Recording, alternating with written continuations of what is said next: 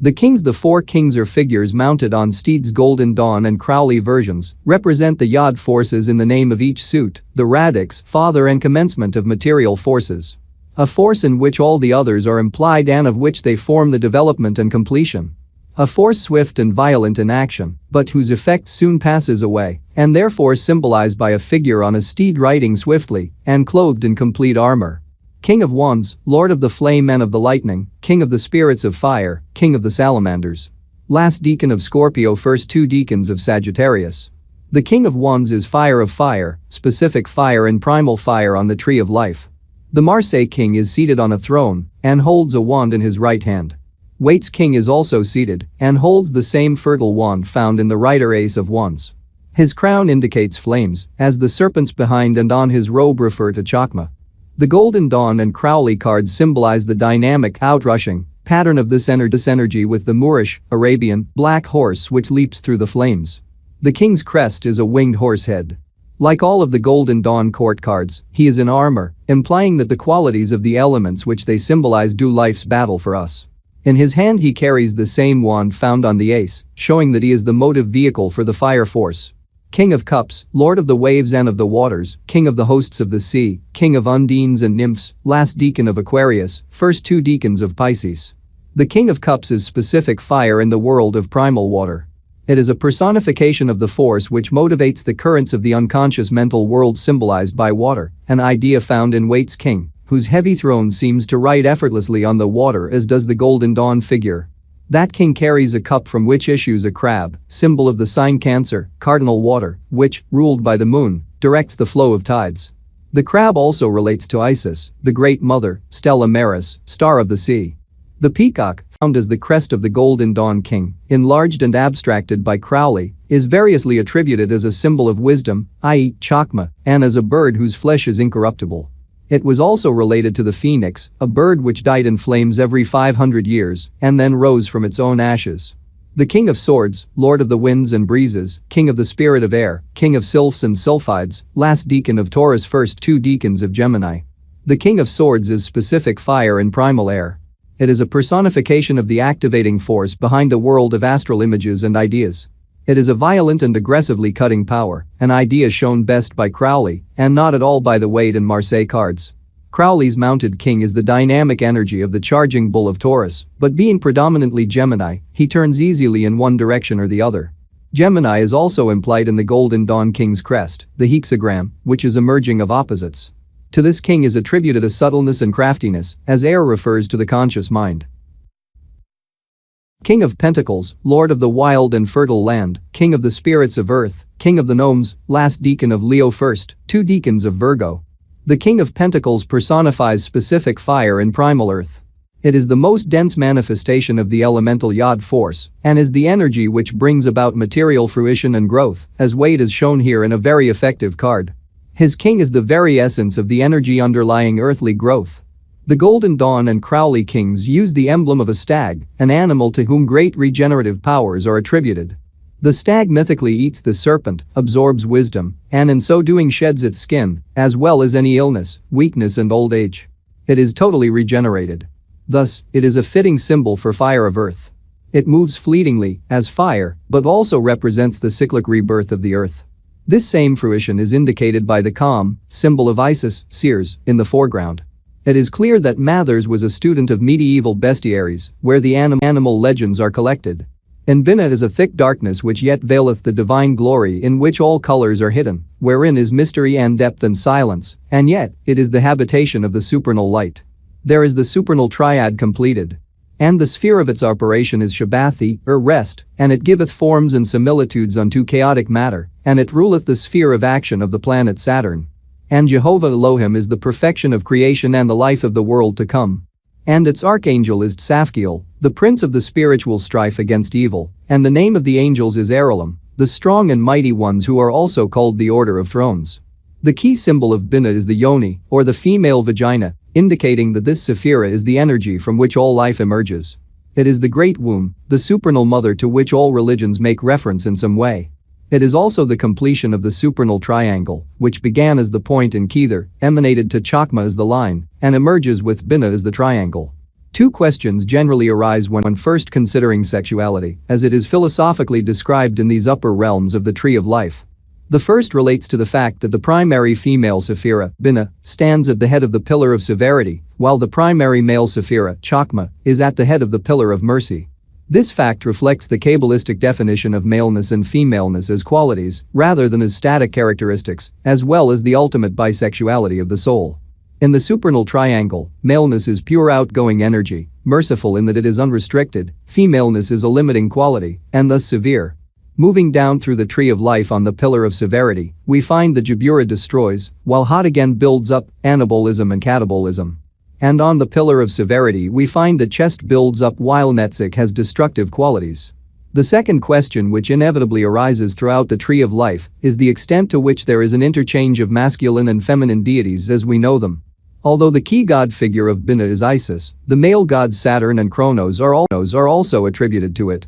Moreover, at the base of the pillar of severity, beneath Binah, we find the male god Mercury and the Sephira Had. At the base of the pillar of mercy, we find the female goddess Venus and the Sephira Netzik. The answer is that our concepts of gender are insufficient to describe the subtle polarities and interchanges of energy in the universe. Aspects of a female deity often best describe aspects of a primarily masculine Sephira. Moreover, it will be appreciated that the pantheons with which we are most familiar in the West are anthropomorphic. We have created the gods in our own image with a certain fundamentalistic, though comforting naivety. Binah is restriction. It is the will to form, a discipline imposed on the pure force of Chakma. At the same time it is the great sea from which life emerges, a concept implying a primordial unconscious. Water had always been viewed by poets and philosophers as harboring the deepest mysteries of our existence. Indeed, in the mundane chakra, theories of evolution propose that life, as we know it, may have emerged from the sea.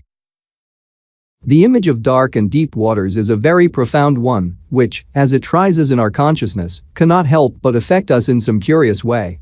As the Golden Dawn Knowledge Lecture states, in Binah is a thick darkness which yet veileth the divine glory in which all colors are hidden, wherein is mystery and depth and silence, and yet it is the habitation of the supernal light. In this sense, Binah is described as the outer robe of concealment, an idea which might most readily be understood by considering the extent to which our physical forms conceal our inner realities from others. In the sense that Binah is the giver of life, she is the bright fertile mother. But in the sense that she restricts and disciplines, in effect, is the first lawgiver, she is called the dark sterile mother. This duality is also found in Yesod, the moon, which reflects the light of the sun into Malkuth. The moon is represented both by Diana and by Hecate. One is the obverse of the other, bright and dark. Throughout the Sephiroth and the paths, the qualities of Binah and Chakma are given different names, depending on their degree of density, that is, their placement on the tree of life, relative to its completion in Malkuth. Thus, we may speak of Isis in Binah, or on the path of the Empress or the High Priestess. Or we may discuss Venus, Diana, Hecate, or even Seers in other Sephiroth, knowing that these are aspects of the same divine energy. The Jah of Chakma and the Jehovah Elohim of Binah wear many robes throughout the universe. One of the most important attributions of Binah is Kronos, oldest of the gods and called Father Time. The concept of time is highly restrictive and appropriately related to Binah. Time measures the process of aging, the migration from birth through life toward death, which is the ultimate result of the gift of life which passes through Binah. Binah, understanding, is called the sanctifying intelligence and the parent of faith. It may be taken to represent the structure underlying established religion of any sect, without which a church could not exist. Students of the history of art may recall the iconographic theme where the Mother Mary is shown as a large figure within a church, but where it is understood that Mary is the church, in all of its organization, structure and sanctity. But Binah is called the parent of faith, rather than faith itself which is belief. Binah is the discipline of organization behind faith. Reason, science and intellectuality, all disciplines of organization, are the fullest development of the Binah energy, found in Hot at the base of the pillar of severity. Intuition, feeling and artistic creativity are the ultimate product of the energy of Chakma, found in Netzik at the base of the pillar of mercy. The four threes, generally, represent the realization of action owing to the prince having been produced. The central symbol on each card. Action definitely commenced for good or evil. Three of Wands, Lord of established strength, Sun in Aries. Angels of the Deacon. Hechishaya and Amamaya. This is Binah in Atziluth, the influence of Binah in the world of pure spirit. The three crossed wands on the card means the balance of Chakma and Binah, which has given forth Sephiroth. The queen has given birth to the prince, and growth begins, shown by Crowley of the lotus. Astrologically, the entrance of the sun into Aries heralds the spring. The sun illuminates Aries, the sign of cardinal fire, ruled by Mars. The result is great strength and individual expression, but also egocentricity which may manifest as pride and conceit. Three of Cups, Lord of Abundance, Mercury and Cancer. Angels of the Deacon. Rahul and Yebamaya. This is Binah in Braya, the influence of Binah in the mental world. Cancer is under the rulership of the moon and is cardinal water. It is, thus, in perfect affinity with Binah. The gifts of Mercury overflow in this sign, as is indicated by the rushing water crossing the stems of the lotuses of the Golden Dawn card in a way suggestive of a caduceus. Crowley modifies this theme of water flowing from dual lotuses. The water in his card arises from one single lotus, the dark calm sea characteristic of Binah. His cups are pomegranates, the fruit of Persephone to whom, with Demeter, the card is attributed. To represent the meaning of plenty, hospitality, abundance, etc., Waite uses a motif of three dancers, the Graces, popularized during the Renaissance. Three of Swords, Lord of Sorrow, Saturn and Libra. Angels of the Deacon. Herael and Hekmaya. This is Binah in Yetzirah, the influence of Binah in the astral world. Saturn is a very powerful planet, sometimes called the Great Destroyer, and sometimes the Great Initiator. Its presence usually means pain and hardship, but this should not be taken as evil. It is through suffering and through encounter with the dark sterile mother that we learn life's most important lessons. Saturn throws the scales of Libra off balance in order that they may be rebalanced in a better way. Waite's card of unhappiness and sorrow shows a heart pierced by three swords, while the Golden Dawn swords tear apart the rose of 5 petals, as does Crowley's version. Three of Pentacles, Lord of Material Works, Mars in Capricorn. Angels of the Deacon. Ucheva and Lehachaya. This is Binah as Asaya, the influence of Binah in the material world. The effect of Mars on the earth sign Capricorn is to bring great control and discipline in material things. The idea of employment, business, constructive building is shown by Waite as a medieval artisan at work in a church. Crowley's card shows material manifestation based on the pattern of 3 as represented in various symbol systems. Mercury, sulfur and salt to the alchemists, sattvas, rajas and tamas to the Hindus, and the maternal letters Aleph, air, mem, water, and shin, fire, in the Qabalah. The pyramid arises in the Great Sea which is Binah. The queens are seated upon thrones, representing the forces of head in the divine name of each suit, the mother and bringer forth of material force, a force which develops and realizes the force of the king. A force steady and unshaken, but not rapid though enduring. It is therefore symbolized by a figure seated upon a throne, but also clothed in armor. Queen of Wands, Queen of the Thrones of Flame, Queen of the Salamanders or Salamandrines, last deacon of Pisces, first 2 deacons of Aries. The Queen of Wands is water of fire, specific water in the world of primal fire. Both the Golden Dawn and Crowley cards show a queen enthroned above steady flames. In one hand she carries the fire wand, while the other rests on the head of a leopard, also the symbol of her crest in Mather's design. This animal represents the extreme ferocity of fire tamed by the queen. Her hand on the animal's head shows the power under her control. The wand shows that she is able to direct this force. And here we recall that the wand is also a symbol of the will.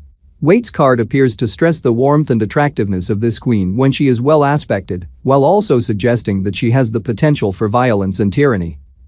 Queen of Cups, Queen of the Thrones of the Waters, Queen of Nymphs and Undines, last deacon of Gemini, first 2 deacons of Cancer. The Queen of Cups is water of water, specific water in the world of primal water. In the Golden Dawn version, her right hand holds a cup from which a crayfish emerges, while her left hand rests a lotus upon the head of an ibis. Crowley's card is an abstraction of the same symbols. The crayfish relates to the moon. In fact, one of the characteristics of this totally watery card is that its flow changes according to the influences around it, more so than other cards of the deck. The ibis is a bird traditionally associated with Thoth Hermes, who is, in one aspect, the moon god. In mythology, the bird eats the eggs of the snake, a reference here to Chakma, and the corpses of the dead. Thus, in the water aspect of Binah is the reference to the great sea from which life flows out, but which also flows inward in death. The lotus, which has been equated with the rose itself, is sacred to Isis, the Great Mother. It is, thus, through the intermediary of the lotus, rather than a direct touch of the hand, that the Great Mother causes the ibis to do its work. But this is a card as tranquil as the waters flowing before the queens on the 3 modern versions.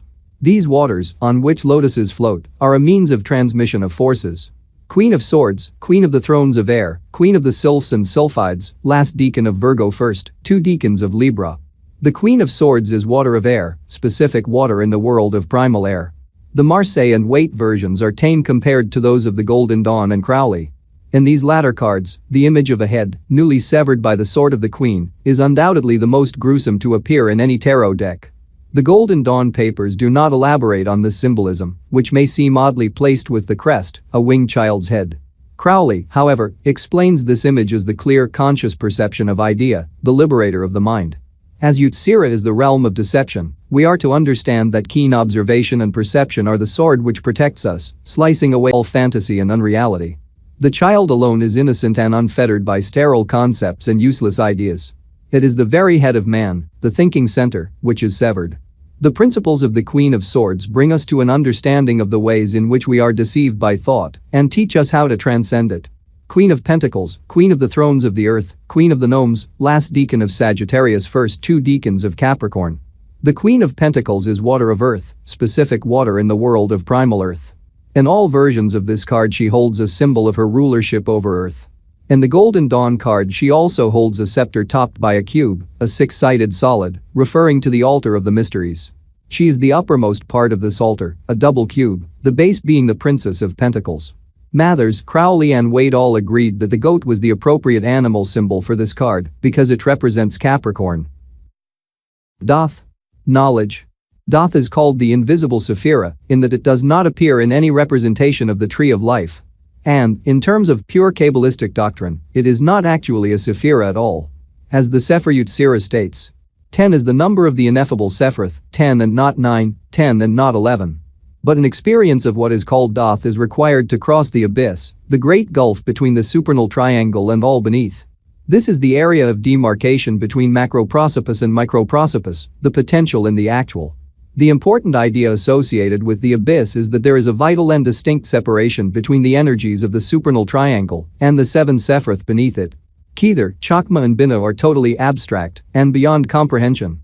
Through the meditation of Binah, the energy of Chakma pours across the abyss and becomes a realized pattern in chest. But again, the abyss symbolizes the vast separation between the creators and the created. The supernals are potential separated from their realization by a chasm bridged by Thoth. It is said that the level of Thoth is as far as the higher self can rise, which requires a definition of terms. Students of the mystical arts often describe a simple dichotomy between the personality and incarnation and the higher self, which controls and directs its personality projections through various incarnations. Strictly speaking, however, the makeup of the individual is quadripartite, and an even more pure form of energy directs and controls the higher self. First there is our material body, Asaya, then the conscious mind, which is the personality, Yetzirah, then the higher self, the unconscious, Braya, and finally there is the essential spirit, the primal life spark, Atziluth. On the single tree of life, the essential spirit refers to Kether. The higher self, one aspect of which is called the holy guardian angel, underscoring its protective capacity for the personality and incarnation, is referred to Chest, Jabura and Tifereth. The personality, created anew for each specific incarnation, belongs to Netzach, Had, and Yesod. This is the normal waking consciousness and the aspect of the individual which must be put in perfect balance before it can directly contact the higher self, the ultimate intent of initiatory rituals or meditative work. The physical vehicle is in Malkuth. When the perfect balance of the elements of the personality has occurred, the light of Tifereth can descend into the lower temple of self and bring a new level of consciousness. This is the knowledge and conversation of the holy guardian angel. The experience is known as adepthood or enlightenment, and it is the introduction to inner truth, which may ultimately lead to the greater initiation of the essential spirit above the abyss. To pass through Thoth and the abyss means to willfully relinquish the powers of adepthood which one has earned, an experience which has been described as a more overwhelming and solitary one than human imagination can conceive. It will be noted that the path of the flaming sword, the zigzag in which the sephiroth were sequentially emanated, has no path directly connecting to Binah and Chest. The adept, aspiring to union with the divine, must leap across it, fearlessly and unaided, creating for himself the transition of Thoth. In Chakma is the radix of blue, and thence is there a blue color pure and primitive, and glistening with a spiritual light which is reflected into Chest. And the sphere of its operation is called tzedek or justice, and it fashioneth the images of material things, bestowing peace and mercy, and it ruleth the sphere of the action of the planet Jupiter. And Al is the title of a god strong and mighty, ruling in glory, magnificence and grace. And the archangel of Chest is Tzadkiel, the prince of mercy and beneficence, and the name of the order of angels is Chasmalim, brilliant ones, who are also called the order of dominions or dominations.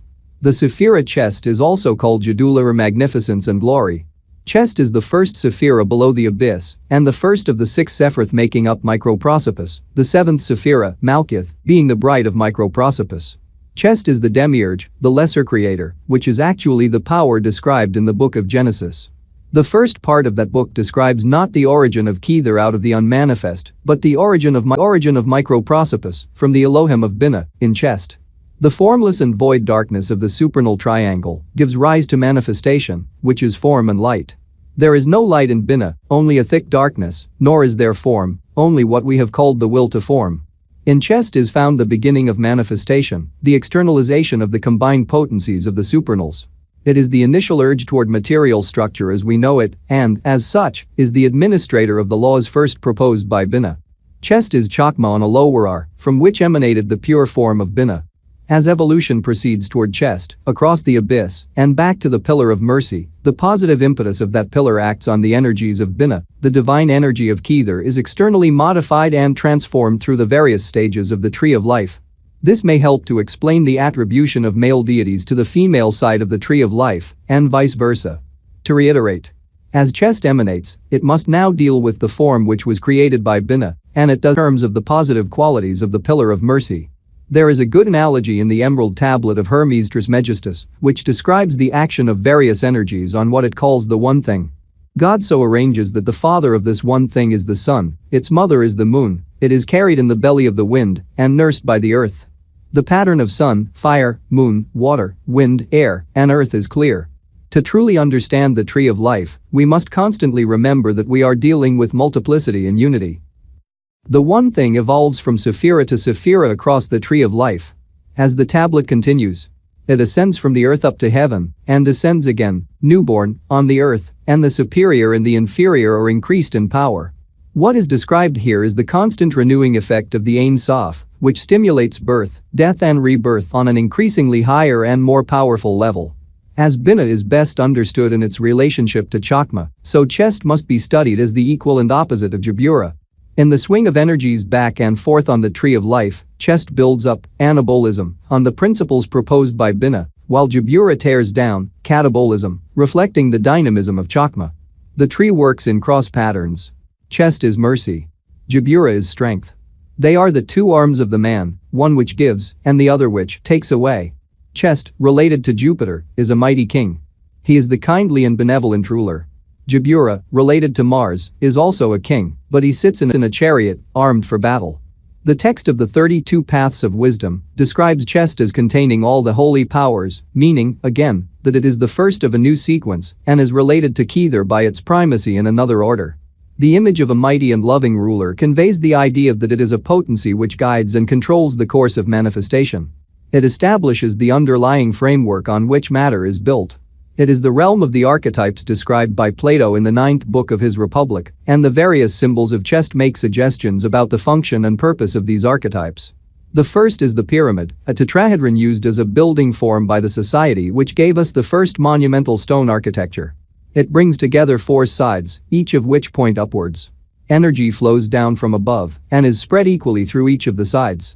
Thus does Chest contain all the holy powers. It is renewed manifestation of the 4, encountered first in the primordial elements of Kether, and establishes the archetypal pattern for matter fully expressed in the subdivided elements of Malkuth. Moreover, we recall the pentagram as the symbol of perfected mankind, having 4 lower elemental points, and the upper point of spirit which is a directing force, once the elements are in balance. The principle of the pyramid is the same, and amplifies the text which describes Chest as measuring and cohesive, as well as receptacular, meaning that it is a receptacle for the higher powers. In line with the aspects of rulership, to Chest are also assigned the scepter and the orb. Both are found in various cards of the tarot deck. The scepter is phallic and relates to Chakma, while the orb represents aspects of Binah. It also suggests the rulership of the four cherubim, first found in Kether, over the manifest kingdom of Microprosopis, formed by chest and the next 5 sephiroth. The final symbol of chest is less obvious than the others. This is the crook of a shepherd, or a bishop in his role as the pastoral shepherd. Another title for chest is love, which in this case means the love of the ruler for his subjects, or the shepherd for his flock. The crook is also found in the Hierophant, the card of organized religion, which should be carefully studied in terms of this chest symbolism. Those familiar with Diane Fortune's work will be aware that she related the masters to chest. Fortune, Bailey and others have written of such masters as human beings evolved beyond the need for earthly incarnation, remaining by choice to assist the spiritual development of mankind. The four's perfection, realization, completion, making a matter settled and fixed. 4 of Wands, Lord of perfected work, Venus in Aries. Angels of the Deacon. Nanal and Nidal. This is chest in Atziluth, the influence of chest in the word of pure spirit. Here Venus, the planet of love and luxury, is activated by the Mars energies of Aries. If this placement were to occur in an astrological reading, it could mean a brief romance or warm but fleeting feelings of some sort. But this is not the precise meaning of Venus in Aries on the 4 of Wands. There are, in fact, a number of cards where the meaning of planets and signs differs from that commonly accepted because the card combines sephirothic and astrological symbolism. Here it must be kept in mind that the zodiac is the mundane chakra of Chakma, it appears in the lowest of the 4 worlds. The cards represent the totality of that to which the signs of the zodiac refer. Venus in Aries is the outer attribute of the card. The greater meaning is the chest energy, the pure 4 in the world of Yod fire. It is, therefore, a perfection, a completion of the process initiated by the supernals. Crowley uses a very interesting device here, which is the crossing of 4 wands, each of which carries the head of the ram, Aries, and the dove, Venus. Waite's card is also a play on the wands, using them as the support for a garland canopy. This illustrates the card's meaning of perfected work, settlement and rest after labor. 4 of Cups, Lord of blended pleasure, Moon in Cancer. Angels of the Deacon. Hael and Mevamea. This is chest in Brya, the influence of chest in the unconscious mental realm. The moon naturally rules Cancer, and here its alternating flow is mitigated. It is a card of pleasure, but with reservations. In the Golden Dawn and Crowley cards all of the cups hold water, but the uppermost ones overflow, while those beneath do not, suggesting pleasure coming to an end. The energies of this card are very passive, almost indifferent as Waite's seated figure indicates. The meaning in divination is blended pleasure and success, receiving pleasure, but mixed with some slight discomfort and anxieties. 4 of Swords, Lord of rest from strife, Jupiter in Libra. Angels of the Deacon. Leviathan and Keliel. This is chest in Utsira, the influence of Cheesed in the astral world. Swords are generally destructive, but here the love and munificence of Jupiter triumphs over the cutting qualities of primal air, and the Golden Dawn rose, as in the Chakma card, 2 of Swords, is restored. Thus, rest from strife is the meaning of the card. The position of Jupiter in Libra is compassionate and sensitive, often having religious overtones as are seen in the Waite card. There a Christ figure is shown, in stained glass, above a resting knight. 4 of Pentacles, Lord of earthly power, Sun in Capricorn. Angels of the Deacon. Kavakaya and Mendiel. This is chest in Asaya, the material world. It is the fullest expression, the grounding, of the chest energies. Thus Crowley says that this card is like a fortress. His card shows law and order, maintained by constant authority and vigilance, each of the 4 elements being held in balance. The divinatory meaning comes from the position of the sun in Capricorn, which, with its light and warmth, assures material success, but nothing beyond the moment. Waite illustrates this condition of assured material gain, an earthly power completed but nothing beyond. In Binah is the radix of red, and therein is there a red color, pure and scintillating and flashing with flame which is reflected into Jabura. The sphere of its operation is called madam or violent rushing force, and it bringetly fortitude, and war and strength and slaughter, as it were, the flaming sword of an avenging god. And it ruleth the sphere of action of the planet Mars. And Elohim Geiber is the Elohim, mighty and terrible, judging and avenging evil, ruling in wrath and terror and storm, and at whose steps are lightning and flame. And its archangel is Camel, the prince of strength and courage, and the name of the order of angels is Seraphim, the flaming ones, who are also called the order of powers. The Sephira Jabura is also called Pachid, terror and fear. Jabura is the perfect balance of chest. As chest builds up, Jabura tears down. As chest is loving and merciful, Jabura is terrible and demanding of due. The fifth sephira, called strength, is often considered the most difficult sephira to approach because its lessons may be so overwhelming and devastating. It offers a necessary corrective in our lives by tearing away all that is useless, undesirable or outdated. We see the action of Jabura in the fire sweeping a blighted and dried forest, in a war which tears down a diseased society, or in any situation in our lives where we are forced by circumstance to begin anew. Thus is Mars, the planet as well as the Roman god of war, attributed to Jabura. Often the influence of Jabura is mistakenly considered evil, insofar as it brings destruction in one form or another. It is, however, a necessary and holy force in the universe asserting, often painfully, a requisite balance. In the tarot, for example, the fives are all cards in some way connected with strife, the degree varying according to the world suit in which they function. But strife and destruction on the mundane level always brings with it a learning experience. Who could say that they have experienced a truly difficult situation in which they have learned nothing? Jabura is a strict discipline which is ultimately necessary and positive, and which serves well those who appreciate you. It conveys the ability to judge clearly, as well as the willingness to be judged. This is described by the Hermetic axiom. Watch the watcher, examine the examiner, judge the judge. Without the warrior sentinel qualities of Jabura, the merciful chest qualities would overflow in an evil imbalance of force. And here we must reiterate that there is a constant interaction between the two sephiroth, a flow and rhythm which is continual. Diane Fortune points out that the great weakness of Christianity lies in the fact that it ignores rhythm. It balances God with devil instead of Vishnu with Shiva. Its dualisms are antagonistic instead of equilibrating, and therefore can never issue in the functional third in which power is in equilibrium. Its God is the same yesterday, today, and forever, and does not evolve with an evolving creation, but indulges in one special creative act and rests on his laurels. In the Kabbalistic system, this rhythm is most dramatically seen in the pull between chest and Jabura, the left hand which giveth and the right hand which taketh away.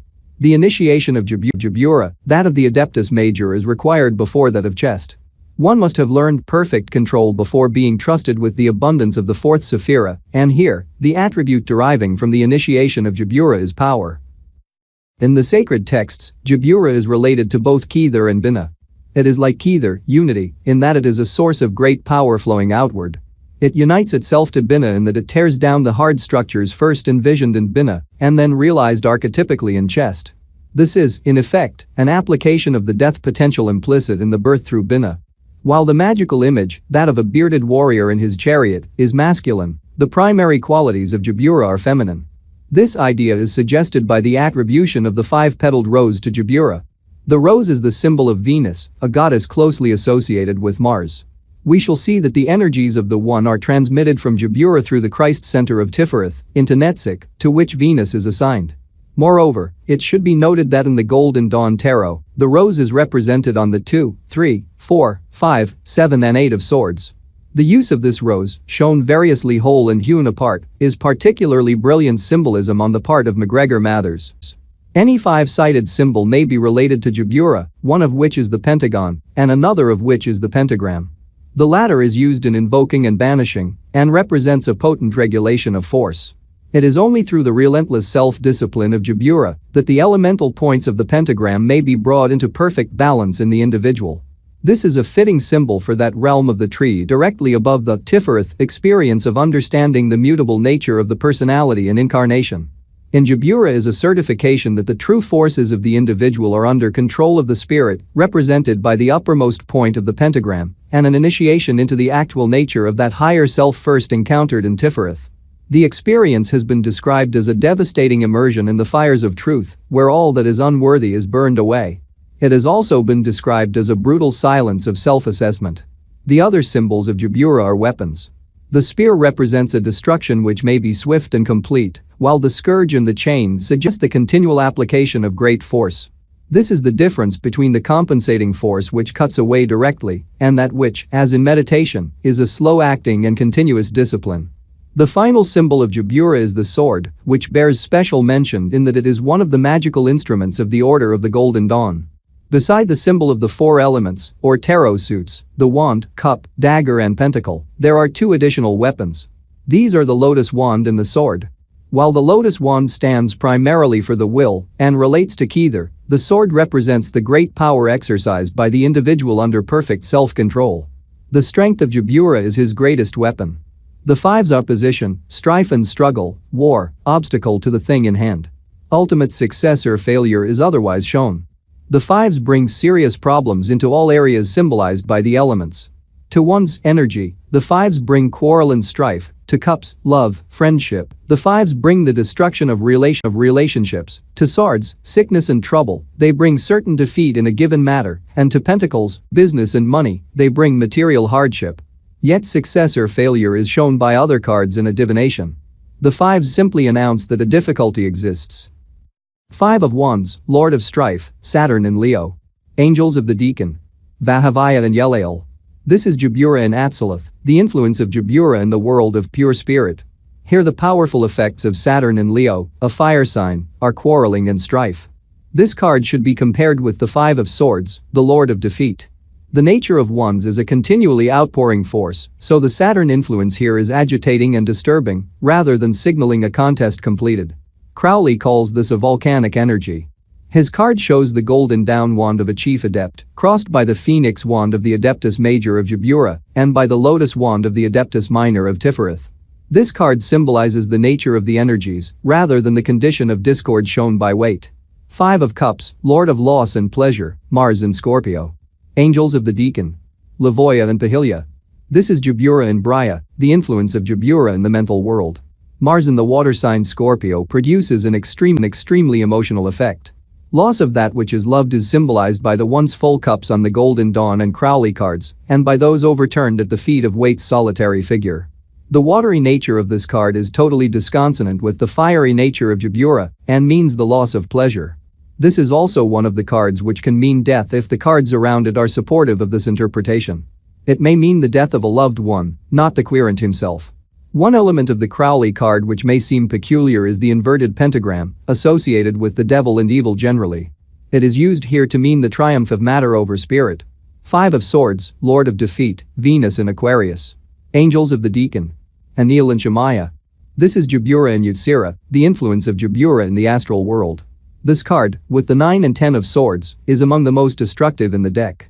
A relationship has already been noted between the Sword of Jabura and the Rose of Venus, which is also the Rose of the Rose Cross. They are closely related energies, Mars being the consort of Venus in mythology.